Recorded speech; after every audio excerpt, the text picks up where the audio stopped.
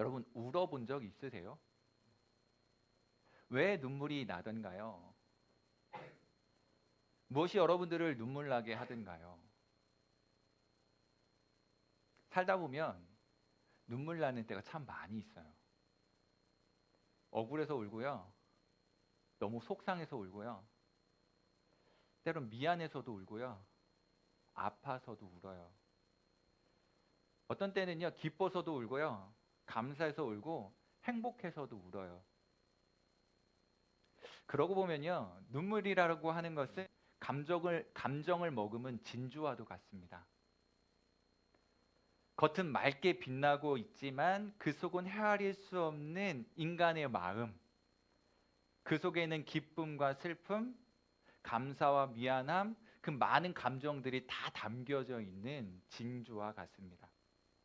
그래서요, 어떤 때는 100마디 말보다도 한 방울 눈물이 그 사람의 마음을 전하는데 더 효과적일 때가 있어요.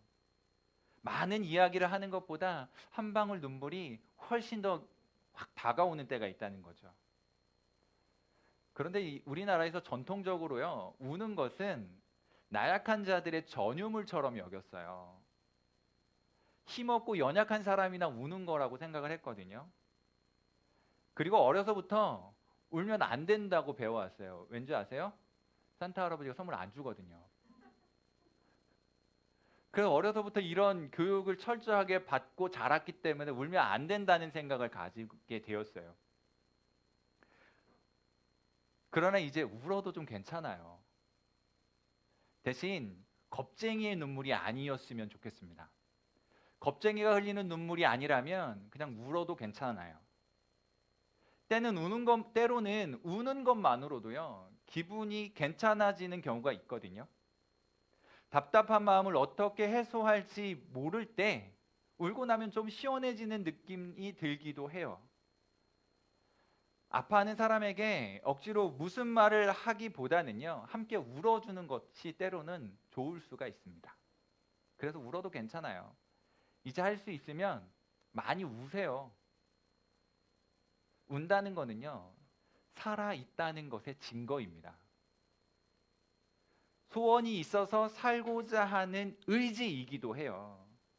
아프니까 우는 거잖아요. 살아있으니까 아픔을 느끼는 거고요. 답답하다는 것은 소원이 있는데 그 소원이 안 이루어지니까 느끼는 감정이에요. 죽은 자는 느낄 수 없는 것들이죠. 소원이 있으니까 살고자 하는 의지도 갖게 되는 거예요. 그러니 많이 우세요. 여러분들이 많이 운다는 거는요, 살아있다는 증거이고 살고자 하는 의지이고 힘을 내고자 하는 의지이니까 울어도 괜찮아요. 다만 아까 말씀드린 것처럼 겁쟁이가 흘리는 눈물이 아니면 돼요. 울면서요, 인생의 의미를 생각해보고 인생의 길을 찾아가시면 돼요. 어떻게 살지를 진지하게 고민하고 생각하면 돼요. 오늘 본문도 우는 사람들에 대한 이야기거든요. 오늘 본문에 등장하는 사람들은요, 큰 소리로 울었어요. 그야말로 통곡했어요. 여호와의 사자, 천사죠. 이스라엘 백성들에게 하나님의 뜻을 전해줍니다. 그런데 그 말이 백성들을 울게 만든 거예요. 그 내용이 이래요. 하나님께서 애굽에서 종살이하던 이스라엘 백성들을 출애굽시키셨잖아요. 구원해 주셨단 말이죠. 그리고 이 백성들을 약속하신 땅 가나안으로 인도해 가셨어요. 하나님이 걱정하시는 것은 하나 있었는데 그게 뭐냐면 원래 가나안에 터잡고 살던 원주민들이 있었단 말이에요. 그들의 영향을 받아서 그들이 믿고 있던 그들의 신, 이방의 우상을 섬기게 될까 봐 염려하셨어요.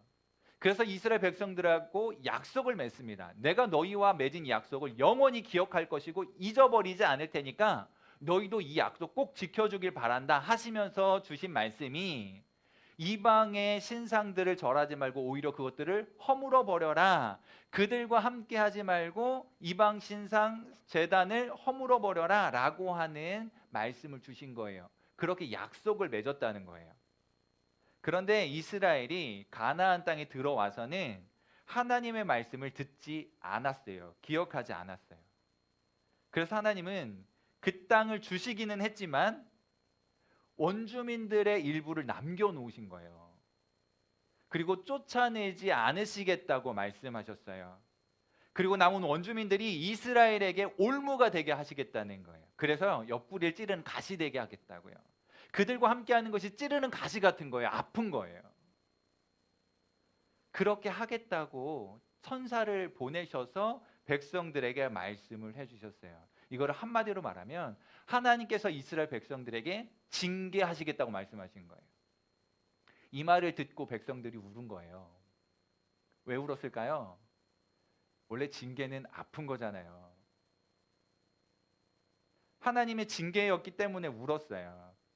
그래서 백성들이 소리 높여 운 건데요. 얼마나 크게 울었던지 그곳의 이름을 보김이라고 했거든요. 근데 그 보김의 그 단어의 뜻이 뭐냐면 우는 사람들이라는 뜻이에요. 얼마나 큰 소리로 울었던지 그것을 칭해서 우는 사람들이라고 하는 지명을 만들어 버린 거예요. 그리고 거기에서 제단을 쌓고 제사를 합니다. 물어볼게요. 이스라엘 백성들이 왜 울었을까요? 그냥 우는 정도가 아니라 통곡을 했거든요. 왜 그랬을까요? 하나님의 징계가 무서웠거든요. 마치 오늘날 표현으로 조금 바꾸면 이런 거예요. 너 약속 안 지켰지? 가만두지 않을 거야. 이런 마치 엄포를 놓는 것 같은 그런 기분이에요. 원래 혼나면 속상하죠? 혼나고 나면 아프잖아요. 억울하기도 하고 그래서 눈물이 나요. 그런데요. 이들이 믿는다고 하는 하나님의 징계가 내려진 거예요. 내가 믿는 하나님인데 그 하나님이 징계를 내리시겠다고 한 거예요. 그러니까 아프죠. 그래서 우는 거예요. 통곡하는 거예요. 이 백성들이 우는 모습을 보니까 함께 슬픕니다. 하지만 진짜 우는 이유를 생각하면요. 조금 생각이 달라져요. 아쉬움이 좀 남아요. 징계가 무서워서 울었다면 그 다음에 어떻게 하면 되죠? 그 징계 받은 것 때문에 삶이 바뀌고 돌이켜야 되잖아요. 그리고 하나님께로 돌아와야 되잖아요. 그런데 그렇게 하지 않았어요. 징계받은 이유를 청산하고 하나님께 돌아와야 되는데, 그리고 하나님이 원하시는 대로 살아가야 되는데 얼마 지나지 않아서 우리가 읽은 본문 저 아래쪽 11절에 보니까요. 이스라엘 자손이 하나님 앞에서 악을 행하였다라고 기록해요. 그리고 이방 우상을 섬겼다라고 기록하고 있어요. 하나님이 징계를 내리시기로 하셨다면 이 백성들이 취해야 할 태도는요. 잘못을 뉘우치고 하나님께 돌아오는 거예요. 징계가 무섭고 서러워서 크게 울기는 했지만 이스라엘 백성들이 돌아오지 않았어요. 눈물이 살아있다는 증거이고 살겠다고 하는 의지로서 흘리는 것이라면 당연히 삶이 바뀌고 태도가 달라졌어야 했거든요. 그런데 이스라엘 백성들에게는 그런 일이 일어나지 않았어요. 오늘 우리가 읽은 본문은 사사기입니다. 사사기의 배경은요. 이스라엘 백성들의 일상이 점점 어두워지고 혼탁해져 가는 때예요. 그래서요. 어둡고 혼란에 휩싸여 가지고 이들을 바르게 이끌어갈 지도자가 필요했던 거예요. 정말 하나님을 잘 믿는 사람, 하나님의 사람, 하나님의 뜻대로 지도해 갈 수 있는 지도자가 필요했고요. 영적인 지도자, 그리고 삶의 변화가 일어났어야 해요. 여러분, 우리가 살아가는 이 시대를 한번 잘 생각해 보세요. 비슷합니다. 우리가 사는 세상도 마찬가지예요. 겉은 화려해 보여도요. 진리를 모른 채 혹은 진리를 외면한 채 마음 내키는 대로 살아가는 사람들로 가득해요. 분명히 발달한 시대이고요. 화려해요. 그런데 겉은 그렇지만 속을 들여다보면 그렇지 않은 모습들을 발견하게 돼요. 이 세상이 끝나고 나면 영원한 세계가 펼쳐질 것인데 그날을 준비하며 살아가야 되는데 이 세상의 마음을 뺏긴 사람들로 가득해요. 그래서 영원한 세상, 영원한 나라를 볼 수 없어요. 오히려 이 세상에서 잘 살기 위해 분주하고 바쁘다 보니까요, 영원한 나라를 생각할 겨를이 없어요. 너무나도 바쁘게 살다 보니까요, 여기서 잘 살아보겠다라는 생각 때문에요, 더 중요하고 영원한 세계를 생각할 겨를이 없는 거예요. 그냥 100년 정도 잘 먹고 잘 살면 된다는 식이죠. 여러분, 우리가 문명이 발달하고 의술이 발달해서요, 이 땅에서 오래 장수한다 해도 200년을 못 살아요. 언젠가 끝은 올 거잖아요. 언젠가 죽게 될 거잖아요. 그런데요, 우리가 이 세상에서 잘 살아보겠다라는 생각이요, 그냥 여기서 좋은 것들을 생각한 나머지 더 중요한 것들을 생각하지 못하게 만들어요. 그런데 한번 잘 생각해 보세요. 여기서 잘 살고자 하고 열심히 살고자 하고 성공하길 원하고요, 행복하길 원해요. 그래서 많은 것들을 노력하고 애씁니다. 그런데요, 세상이 아무리 좋다고 해도 피곤할 수밖에 없잖아요. 세상이 아무리 좋은 곳이라고 해도요, 힘이 들 수밖에 없잖아요. 만족을 위해서, 성공을 위해서 끊임없이 노력해야 되잖아요. 애써야 되잖아요. 코로나 빨리 끝나가지고 좀 놀러 가고도 싶고, 그렇죠? 뭐 에버랜드도 가고 롯데월드도 가고 뭐 이렇게 소풍도 가고 뭐 수련회도 하고 뭐 그러고 싶잖아요. 놀이동산 가면 너무 좋죠. 놀이동산 가가지고 아침부터 문을 열고 들어가가지고 그 야간까지 다 신나게 즐기고 이제 퇴장을 했어요. 집에 돌아오면 어때요? 피곤하죠. 신나게 놀았는데 피곤해요. 그리고 그 다음날 이야기하는 거, 어제 너무 달렸나 봐, 아직도 힘들어, 뭐 이렇게 이야기할 수 있어요. 너무 좋았는데 그래요. 세상에 있는 것 자체가 피곤할 수밖에 없어요. 어떻게든 행복하길 원하는데요, 고단할 수밖에 없어요. 아플 수밖에 없고요, 괴로울 수밖에 없어요. 잠깐 위로 차원에서 이것도 하고 저것도 해보면서 행복이라고 하는 것을 경험할 수는 있지만 그것이 영원하지 않더라고요. 그리고 이 세상은요, 내가 열심히 달려가지 않으면 뒤처지는 시대입니다. 오히려 여러분들 부모님, 할아버지, 할머니 세대는요, 조금 그것이 속도가 좀 느렸을지 몰라요. 그리고 요즘 시대는 너무 빠르잖아요.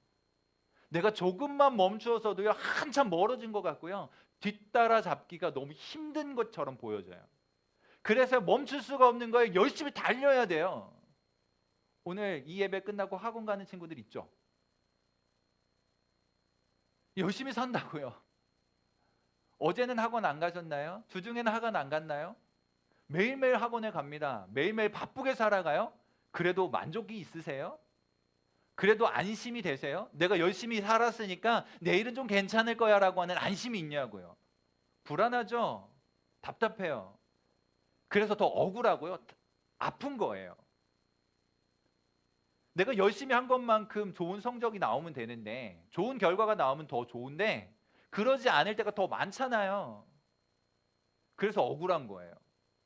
내가 노력했는데 왜 안 돼? 그런데요, 거기다가 마치 기름을 붓듯이요, 이렇게 이야기하는 거예요. 열심히 좀 해.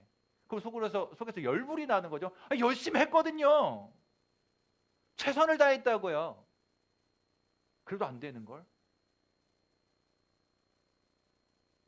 그래서 억울하고요. 그래서 울어요. 그래서 아픈 거예요. 세상에는요, 울 일이 참 많아요.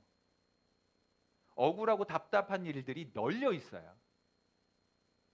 이런 피곤한 환경에서 누리는 쉼이라고 하는 것이 얼마나 만족스러울까요? 하루 휴가를 내고 이틀 휴가를 내고, 아니 길게 일주일 휴가를 내고, 여러분 뭐 방학이라고 하더라도 학원은 계속 다녀야 되니까 기껏해야 일주일 휴가를 내고 쉬고 돌아오면 그걸로 끝나냐는 거죠. 그러지 않잖아요. 계속 반복됩니다. 우리는요, 뜻대로 되지 않는 이 현실이 답답해서 울어요. 노력하고 수고한 것을 인정받지 못해서 억울하니까 웁니다. 많이 우세요. 그래서 그 울음을 딛고요, 다시 일어서시면 돼요. 우리는 이 세상에서 그런 이유 때문에 우는데요, 하나님은 왜 우실까요? 하나님은요, 세상에 빠져서 하나님의 마음에 관심 없고 자기 생각대로 살아가는 이 시대의 사람들의 태도 때문에 우는 거예요. 그들의 태도 때문에 아파하시는 거예요. 하나님은 어떻게든지 간에 하나님이 만드신 세상이 보기 좋기를 원하십니다. 그런 보기 좋은 상태가 유지되기를 원하시거든요. 그리고 하나님의 사람들이 하나님의 마음에 흡족한 상태가 되기를 원하세요. 그래서 때로는 얼러주기도 해요. 괜찮아 괜찮아 얼러주기도 하고요, 때로는 혼을 내기도 하십니다. 그러면 안 돼! 라고. 그러나 하나님의 진심은요, 하나님의 사람들, 다시 말하면 여러분들을 괴롭히는 것에 목표가 있는 게 아니에요. 지금 당장은 아프게 다가올지 모르지만 그 아픔을 딛고 일어나서 다시금 행복을 누리길 원하시는 거예요. 제대로 되고 정상적인 상태에서, 건강한 상태에서 행복하길 원하시는 게 하나님의 진심이거든요. 올바르게 살아서 행복해지기를 바라시는 게 하나님의 진짜 마음이에요. 그래서 사람들이 이 마음을 모르는 거예요. 당장에 일어나고 있는 이 억울한 상황 때문에 울기만 할 뿐이죠. 왜 하나님께서 나를 이렇게 힘든 상황으로 몰아가시는가에 대해서는 별로 관심이 없어요. 하나님이 살아계시다면 어떻게 나에게 이럴 수가 있느냐? 라고 따질지는 몰라도요, 하나님의 그 진심이 무엇인지 알려고 하지 않아요. 그런데 여러분들은 좀 아셨으면 좋겠어요. 하나님의 진심이 무엇인지. 여러분, 잘 살고 싶은 것은 우리의 바람이죠. 잘 되고 싶은 것은 우리의 바람이기도 하지만 하나님의 바람이기도 합니다. 하나님의 백성들이 이 세상에서 고통당하면 누구보다도 하나님이 아파하시는 거예요. 여러분, 나중에 이 사랑이라고 하는 걸 좀 해보면 알아요. 사랑하는 그 대상이 아파하면요, 내가 당하는 고통처럼 아파요. 하나님께서 여러분들을 얼마나 사랑하시는지요, 여러분들이 고통당하고 있는 그 순간에 하나님 아파하시는 거예요. 그런데도 불구하고 그 고통을 그 순간에 완전히 제거하지 않는 이유는요, 하나님의 분명한 의도가 있는 거예요. 여러분, 그 사실이 깨달아졌으면 좋겠습니다. 하나님의 백성들이 이 세상에서 고통당하면 하나님이 가슴 아파하신다는 사실. 그런데 나의 기준과 하나님의 기준이 다르다면 누가 옳은 걸까요? 내 생각과 하나님의 생각이 조금 차이가 있다면 누구 생각이 옳은 거예요? 목사님은 단호하게 하나님의 생각이 옳다고 말씀드리고 싶어요. 그렇다면 하나님이 아닌 내 생각을 받고 나의 기준을 하나님께로 옮겨놓는 게 바른 거죠. 그게 올바른 거예요. 당연히 우리의 기준을 하나님께 옮겨야 하고요, 우리를 바꾸어야 돼요. 생각을 바꾸어야 하고요, 마음을 고쳐 먹어야 되는 거예요. 그래서 하나님은 비록 눈앞에 힘든 일이 있어도요, 믿음을 끝까지 지키고 하나님과의 약속을 지키는 것이 잘 사는 것이라고 가르쳐 주시는 거예요. 그러니 하나님의 마음을 알아들이는 착한 기독 청소년 되셨으면 좋겠어요. 징계가 아프고 현실이 고통스러워서 울지만 우리가 진짜 울어야 하는 이유는요, 나를 향하신 하나님의 마음에 죄송해서 울어야 돼요. 나를 향하여서 베풀어 주신 그 은혜에 감사해서 울어야 돼요. 제대로 믿음 안에서 살겠다는 그 의지를 가지고 울어야 돼요. 세상 너무 겁난다라고 하는 그 두려운 마음, 겁쟁이가 흘리는 눈물이 아니라 내가 더 잘 살았어야 되는데, 하나님의 마음을 더 잘 알아들였어야 되는데, 내가 의지를 가지고 믿음으로 살았어야 되는데, 나를 이렇게도 사랑하시는 주님 앞에 내가 그러지 못했구나, 너무 죄송해요 라고 하는 그 마음 때문에 울 수 있어야 돼요. 세상 때문에, 자신의 처지 때문에 울면 그 순간의 위로로 끝날지 모릅니다. 여러분, 실컷 울고 나면요, 속은 좀 후련해요. 그럼 많이 우세요. 그냥 억지로 참지 말고. 산타 할아버지가 선물 안 주면 어때요? 울 수 있으면 많이 우세요. 그 순간 속은 후련해지거든요. 근데 그게 전부가 아니에요. 이 세상에 억울하고 답답한 일 때문에 울면 그 순간 속이 후련해지는 뭐 그런 위로는 조금 있을지 몰라요. 그러나 그것으로 끝납니다. 그러나요, 하나님 때문에 울고 하나님의 마음을 알게 돼서 흘리는 눈물은요, 영혼을 적시고 세상을 적시며 흘러가는 거예요. 그리고 여러분들이 흘리는 눈물은 이 세상에 선한 영향력이 될 거예요.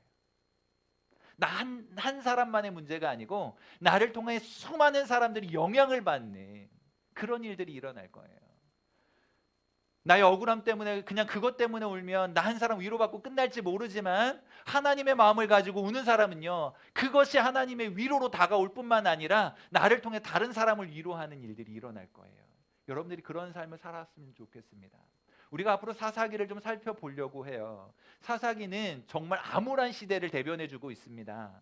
그 시대에요, 정말 영적으로 깨어있는 지도자를 필요로 하고 있고 하나님을 전적으로 의지하는 믿음의 사람들을 필요로 하고 있어요. 여러분들이 그런 사람 되셨으면 좋겠습니다. 주변을 둘러보세요. 이 세상은 정말 지금 화남 대낮이지만 영적으로 보면 암울해요. 그래서 여러분들이 안쓰러울 때가 많아요. 얼마나 힘들까? 얼마나 아플까? 안타까울 때가 참 많아요. 목사님이 아무리 위로하고 안타까워해도요, 세상은 그런 곳입니다. 그런 시대 속에요, 하나님의 말씀에 붙들려진 하나님의 사람이 필요해요. 여러분들이 그런 사람 되어주셨으면 좋겠어요. 그냥 나의 억울함과 답답함 그것들 때문에 울 수도 있지만 정말 하나님의 마음을 가지고 울면서 세상을 끌어안을 수 있는, 세상 속에 보내진 기독 청소년 되실 수 있었으면 좋겠어요. 깊은 밤 수놓은 은하수처럼 점점 어두워지는 이 시대를 아름답게 만들 수 있는 사람은 바로 여러분들입니다. 세상이 아무리 암울하고 혼란스럽고 혼탁하다 할지라도 여러분들이 믿음 안에 우뚝 서 있으면요, 여러분들이 그리스도 예수의 빛을 드러나게 될 거예요. 그래서 세상이 소망이 있는 거거든요. 세상이 소망이 있어서 소망이 있는 것이 아니라 여러분들이 그 세상 속에 살고 있기 때문에 소망이 있는 거예요. 이 세상에 빛이 되어 주십시오. 이 세상에 소망이 되어 주세요. 그리고 하나님께서 진정 원하시고 기뻐하시는 그러한 삶을 살아가는 모든 기독 청소년들 되실 수 있기를 주님의 이름으로 축복합니다.